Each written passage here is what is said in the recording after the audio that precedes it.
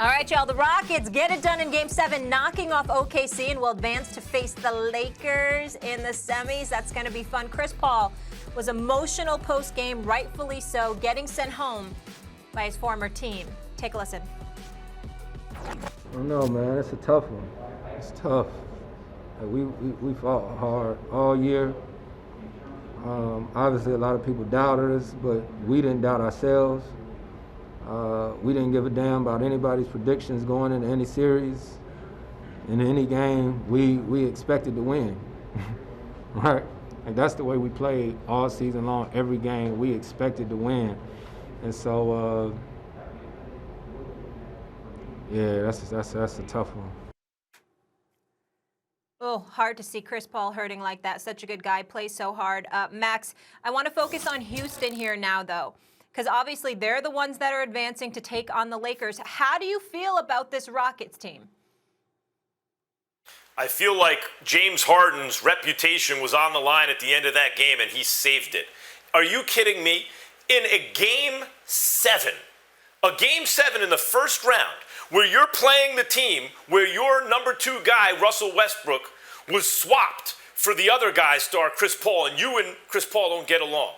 And the whole, come on, everyone's talking about it. I know I may be the most vocal about it, but everyone knows it. James Harden chokes under pressure consistently in his career.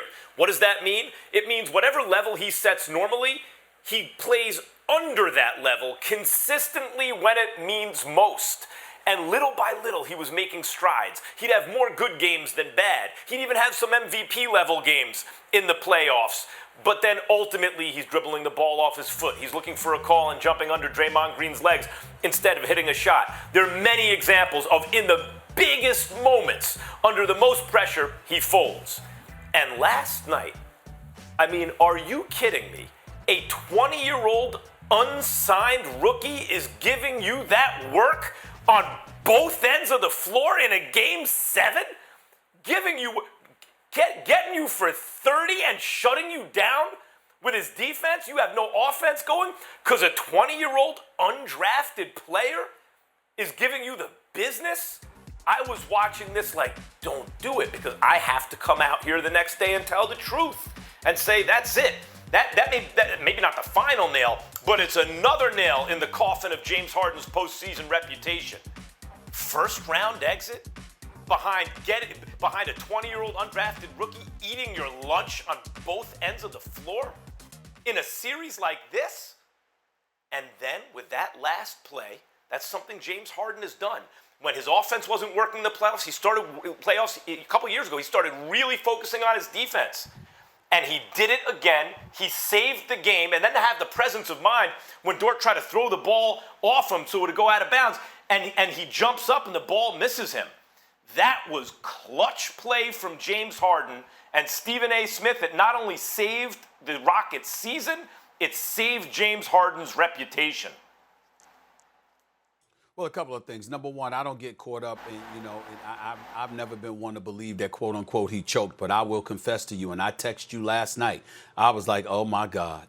Because if they lose this game with the way James Harden is playing, Max, I got nothing to say to you. I literally text you. You know that. I texted you last night. I was like, I can't say anything because that was bad. That was a horrible offensive. That's right. We text during and after the game. I said that is a horrible performance. I will have absolutely nothing to say to Max. I will literally sit up here and recline in my chair and not say a word because if he had not made that defensive play to save the game and they had lost this game, there's no way he couldn't recover from that because that's how bad he was offensively. That is true. I'm not going to hold him accountable for what Lou Dort did offensively because it wasn't like he was guarding. And remember, most of this guy's shots were open because he's built like a linebacker, plays defense like a linebacker, and most of the time had been left open to shoot because they didn't want Chris Paul shooting. They didn't want Shai Gilgeous-Alexander shooting. They didn't want Schrader shooting. So as a result, you left him open from the outside because he's really primarily there because he's such a Lou Dort. I'm talking about because he's such a physical specimen, built like a linebacker, really bodies you up, gets physical with you. And the dude played out of his mind last night. That kid deserves a lot of props. What a performance by him. I wish I could say the same for Danilo Gallinari. He just didn't show up, but I'm no surprise. He always reminds me why the Knicks didn't have a problem trading him. But in the case of Houston, here's the bottom line. When you look at them right now, this is what I walked away from is that's not going to beat the Lakers. You can't play like that. Russell Westbrook had some great moments in the game and redeemed himself from Game 6 without question. But we've seen him be more spectacular than that, of course. James Harden was awful offensively. We don't anticipate that that's going to happen again. Not that bad. But the bottom line is you just looked at the Houston Rockets, and guess what?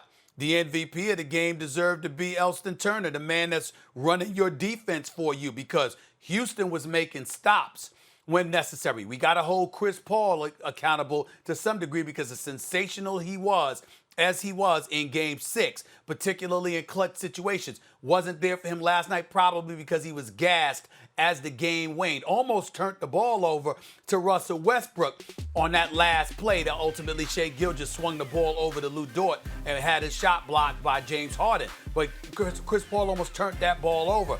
He missed a gimme in the lane a couple of possessions earlier that would have given them a lead and put even more pressure under Houston. But in the end, OKC clearly overachieved. We give our props and respects to them for giving us such a great series and playing so hard and wanting it so bad. But in the end, we all wanted to see James Harden and Russell Westbrook against LeBron James and the crew.